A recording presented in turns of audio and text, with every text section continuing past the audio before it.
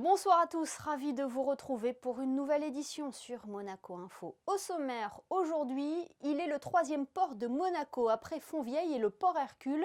Cala del Forte à Vintimille a commencé à accueillir ses premiers bateaux. Nous ferons le point avec le président de la Société des ports de Monaco, Aleko Kesseoglou. De diva à divana, Monica Bellucci interprète Maria Callas sur les planches du théâtre Princesse Grace. L'actrice italienne est avec nous ce soir pour partager notamment sa première expérience sur scène. Dans ce journal également, nous reviendrons sur la 14e édition du Conseil économique, social et environnemental des jeunes. Et puis Frédéric Elion analysera la 3e victoire de l'AS Monaco Basket en Eurocup. Mais avant cela, direction l'Italie où Cala del Forte a accueilli ses premiers navires. Cala del Forte, c'est ce port situé à Vintimille, acquis par Monaco en 2017. Il va permettre à terme de désengorger les ports de la Principauté. Bonsoir Aleko Kesseoglou. Bonsoir. On va débuter cet entretien par cette image symbolique, si vous le voulez bien. Twiga qui fait son arrivée dans Cala del Forte. 4 ans après son acquisition, le port est désormais opérationnel. Je peux vous dire que le port, en tant qu'infrastructure maritime, est tout à fait opérationnel. Après, il reste encore des travaux à faire, les boutiques, les restaurants, la capitainerie. Tout ça sera terminé, je pense, pour la fin du mois de mars, la fin du mois d'avril de l'année prochaine. D'accord. Quel rôle va-t-il jouer, ce port à Vintimille ? Alors écoutez, c'est un rôle stratégique très important pour les ports de Monaco, puisque comme vous le savez très bien, nous manquons cruellement de places à Monaco. Et donc on a besoin d'avoir des places supplémentaires pour faire face et à la demande des résidents et à la demande des futurs résidents qui vont venir s'installer à Monaco. Donc d'un point de vue d'attractivité, c'est très important. C'était vraiment un réel besoin. Un réel besoin, Il offrira les mêmes prestations portuaires qu'en Principauté ? Absolument, le même standard de service et les mêmes prestations que nous fournissons dans les ports de Monaco. Alors combien de places en tout, combien de bateaux vont être accueillis dans ce port ? Alors on a 176 places pour des bateaux qui vont de 10 mètres jusqu'à une place de 70 mètres. La chose qui est très importante que vous devez savoir, c'est que dans les ports de Monaco, nous avons une quarantaine de places pour des bateaux de plus de 35 mètres. Sur ces 40 places, nous jonglons à l'année à peu près 160 bateaux, qui sont la plupart des bateaux de résidents. Donc vous voyez l'ampleur du problème.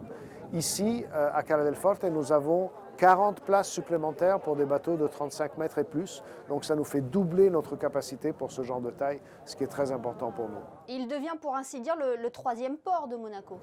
Exactement, ça sera le 3e port de Monaco. Et il y aura un système de navettes maritimes pour rejoindre la Principauté ?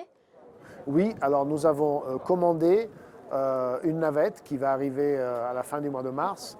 Une navette assez révolutionnaire puisqu'elle est capable de naviguer à 40 nœuds, même sur une mer formée. Donc elle pourra relier le port de Monaco avec Cala del Forte en à peu près 10 minutes. Et du coup aussi ce port va pouvoir redynamiser cette zone de Ligurie déjà très prisée par les touristes. Absolument, absolument. Je peux vous dire que déjà depuis le début de la construction du port, Vintimille a commencé un peu à se transformer. Je dois dire que la commune a fait énormément de travail puisque petit à petit, ils sont en train de remettre en ordre beaucoup de vieux palais, de vieilles maisons dans la vieille vie de Vintimille qui est absolument sublime. Et vous savez que de notre port, nous avons une liaison directe avec la vieille vie de Vintimille via un ascenseur qui passe dans le tunnel. On le sait, Vintimille a été fortement impacté par la tempête Alex. Est-ce que Cala del Forte a été touché par les intempéries ? Non, heureusement pas du tout. Le port n'a subi aucun dégât, aucun problème. D'ailleurs, la même chose s'était passée quand il y a eu le grand coup de mer en octobre 2018. Le port a très très bien tenu. C'est vrai que malheureusement la ville a été touchée fortement. Et je pense que nous, en tant que Cala del Forte, on va contribuer, on va faire une donation à la ville pour essayer de venir en aide pour les choses les plus importantes. Merci pour toutes ces précisions, Aleko Kesseoglou. Merci à vous. Nous rejoignons à présent Frédéric Elion. Frédéric, la campagne de vaccination contre la grippe saisonnière a débuté aujourd'hui. Effectivement, Émilie, 3 membres du gouvernement se sont fait vacciner ce matin contre la grippe saisonnière. Le ministre d'État Pierre Dartout ainsi que Didier Gamerdinger, le ministre des Affaires sociales et de la Santé, et Patrice Célario, le ministre de l'Intérieur. Alors que la circulation de la Covid-19 reste très active en cette période, le gouvernement recommande vivement de se faire vacciner afin de limiter au maximum les effets conjugués des 2 virus qui pourraient circuler au même moment. Pour que la vaccination soit la plus efficace possible dans le contexte sanitaire actuel, elle est prioritairement organisée pour les personnes les plus fragiles. Les professionnels de santé habilités ne vaccineront dans un premier temps que les patients monégasques ou résidents de plus de 65 ans qui disposeront d'une attestation délivrée par les caisses sociales au personnel soignant. On passe à cet atelier au Yacht Club de Monaco, s'engager ensemble pour un numérique responsable. Un atelier organisé par la MTE qui réunissait une soixantaine de personnes, dont une majorité d'adhérents professionnels du Pacte national pour la transition énergétique. L'objectif de cet échange évoquait la synergie entre les transitions énergétiques et numériques, présenter les enjeux et les réponses apportées, tout en s'interrogeant sur les leviers pour rendre le numérique plus économe en énergie. Et Monaco va déployer son identité numérique et ses services de confiance, Frédéric. La principauté annonce la sélection d'InGroup comme partenaire technologique pour la conception et la sécurisation de son identité numérique, en réalisant les nouveaux titres d'identité monégasque, carte d'identité électronique, titre de résident et passeport biométrique. InGroup apporte ainsi une solution performante et personnalisée, conforme à la législation monégasque. Ainsi, chaque monégasque et résident pourra disposer d'une identité numérique associée à son nouveau titre d'identité selon un calendrier prévisionnel de déploiement initialisé sur le premier semestre 2021. On termine avec le départ cet après-midi de l'expédition océano-scientifique. Yvan Griboval, le navigateur du club des explorateurs du Yacht Club de Monaco, est reparti en campagne océanographique aujourd'hui aux commandes du maxi-catamaran Amahala Explorer. Un départ donné du ponton d'honneur du Yacht Club. Objectif de cette campagne, collecter des échantillons de contaminants chimiques, métalliques et organiques selon les recommandations de l'Institut français de recherche pour l'exploitation de la mer. L'Ifremer encadre scientifiquement cette expédition qui ira de Monaco à Porto Cervo en passant par Barcelone, la Seine-sur-Mer, pour un retour en principauté le 29 octobre. Merci Frédéric. Nous avons reçu dernièrement sur notre antenne Caroline Rouguignon-Vernin pour évoquer les missions du Conseil économique, social et environnemental. Depuis 2007, la jeunesse est associée aux travaux de cette assemblée. Une équipe de Monaco Info a assisté à la séance d'installation du 14e CESE des jeunes au lycée technique et hôtelier.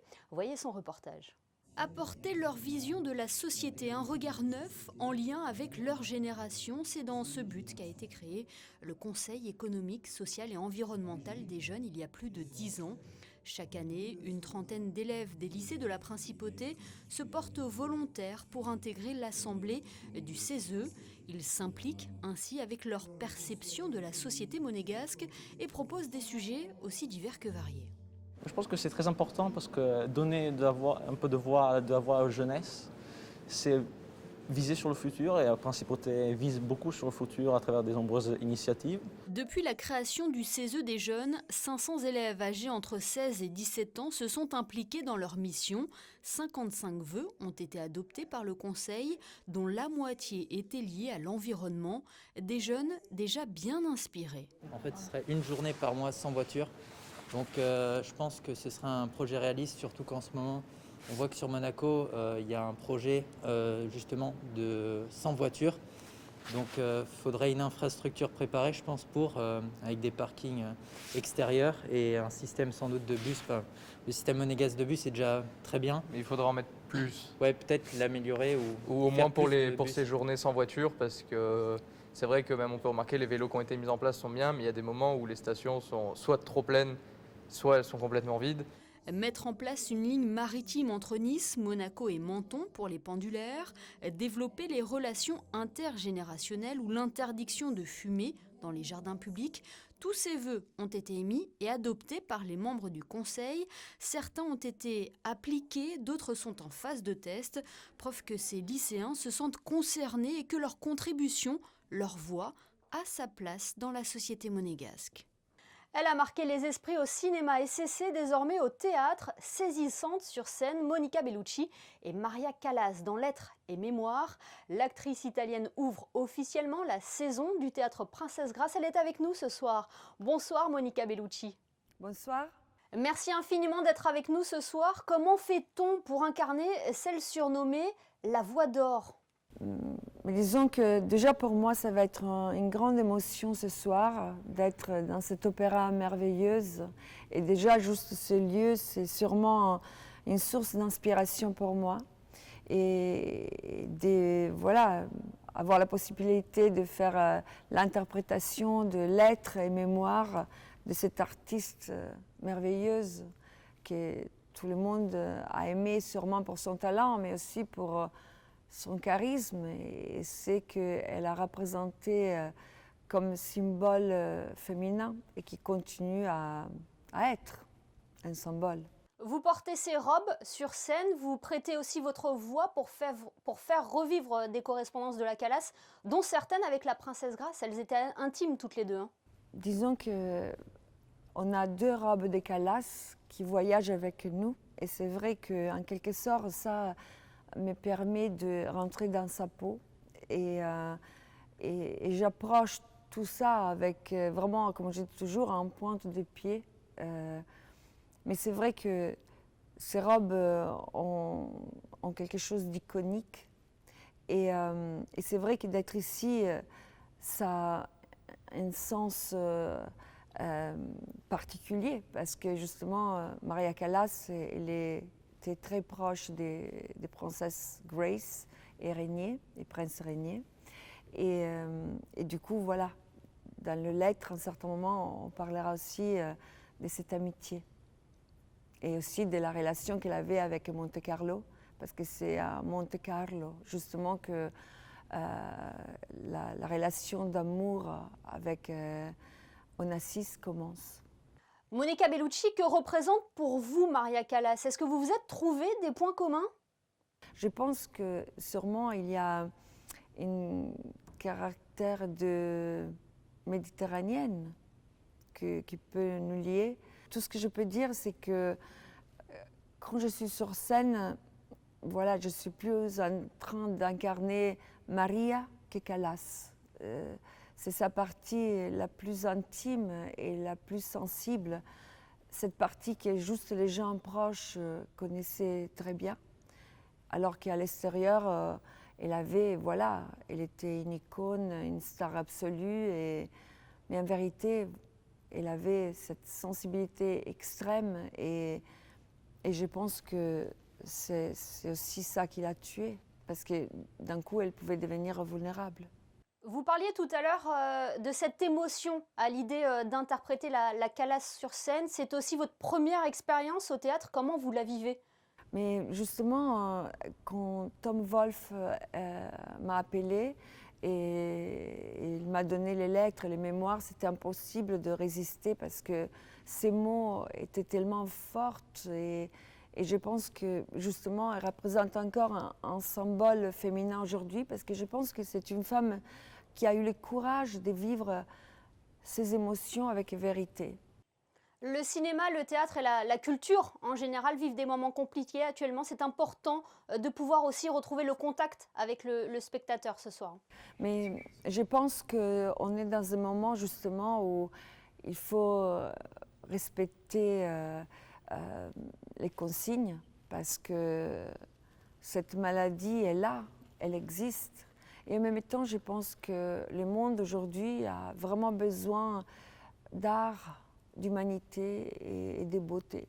Merci beaucoup Monica Bellucci d'avoir été avec nous ce soir. Au revoir, merci. Ce coup de projecteur sur cette belle initiative initiée par 2 jeunes de l'AS Monaco en faveur des sinistrés des vallées. Oui, Melvin et Nathan, 2 jumeaux qui évoluent en U12 à l'AS Monaco, ont envoyé une lettre au président de l'AS Monaco, Dimitri Ribolovlev, afin de demander de l'aide pour financer la réfection du stade de Saint-Martin-Vésubie, terrain où ils ont appris à jouer au football.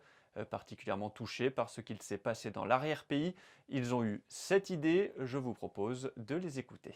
Quand on a vu les images du stade recouvert d'eau, on s'est dit avec notre père que ça serait bien d'envoyer une lettre au président de l'AS Monaco parce que la catégorie U17 jusqu'au U19 s'entraîne pendant les vacances d'été sur ce stade. Et comme l'AS Monaco, ils ont beaucoup d'argent, ils pouvaient nous aider à financer les réparations du stade. Au début, vous y croyez, vous pensiez que le président allait vous répondre aussi rapidement, ou vous êtes dit au moins on fait le geste et on verra plus tard? Bah oui, de toute façon, s'il ne répondait pas, c'était pas grave. De toute manière, au moins on a été solidaires, on a essayé de faire quelque chose.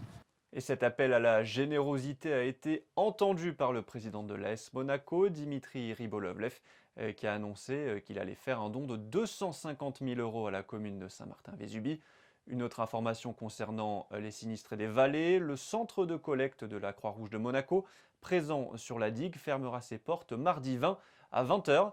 Face à l'afflux massif des dons qui arrivent de toute la France, les communes sinistrées ont demandé de stopper les collectes.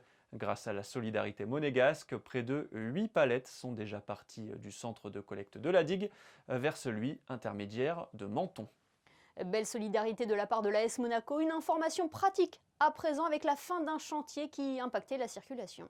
Oui, depuis le 24 septembre, la circulation sur l'avenue Princesse Grace se faisait uniquement en sens descendant ou montant en fonction des horaires à cause de travaux de pose de canalisation d'eau potable pour l'immeuble Country Club Résidence. Vous le voyez sur ces images, les travaux sont terminés et la circulation s'effectue de nouveau sur les deux sens. Nous sommes qu'en octobre, Frédéric, mais le service animation de la ville a débuté la pose des motifs lumineux pour les fêtes de fin d'année. Depuis le 24 septembre, les électriciens travaillent pour poser 112 motifs traverseaux, 615 motifs sur candélabres dans les rues de la Principauté, ainsi que 19 scénographies, plafonds lumineux ou décorations au sol. Depuis plusieurs années, la mairie s'est engagée dans une démarche en faveur de l'écologie et du développement durable, en s'associant à une société qui garantit des décors lumineux 100% LED et éco-conçus. La mise en lumière de la ville se déroulera depuis la place du marché de la Condamine, vendredi 20 novembre à 18 h. On passe aux prévisions météo. Frédéric, quelle est la tendance pour vendredi ? Après 2 journées mitigées avec de la pluie et des orages, le beau temps fera son retour, Émilie, avec une matinée globalement ensoleillée, quelques passages nuageux. L'après-midi, toujours de belles éclaircies. Côté température, il fera 12 degrés le matin et 16 l'après-midi. Le soleil se lèvera à 7h45 pour se coucher à 18h46. Vendredi 16 octobre, nous fêterons les Hedwiges. Merci Frédéric et merci à vous de nous être fidèles chaque soir sur Monaco Info. On se quitte en images avec l'ouverture du port Cala del Forte à Vintimille. Est-elle un symbole l'entrée dans la marina de Twiga, le vaisseau amiral du Yacht Club de Monaco? Photo signée Manuel Vitali. À demain pour un nouveau JT sur Monaco Info.